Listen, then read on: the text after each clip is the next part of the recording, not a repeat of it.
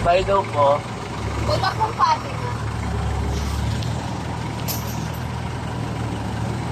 Magbago instead of, giving curses to our nation. Being informed of the things that is happening right now. Why don't we do something today? Why don't we act today?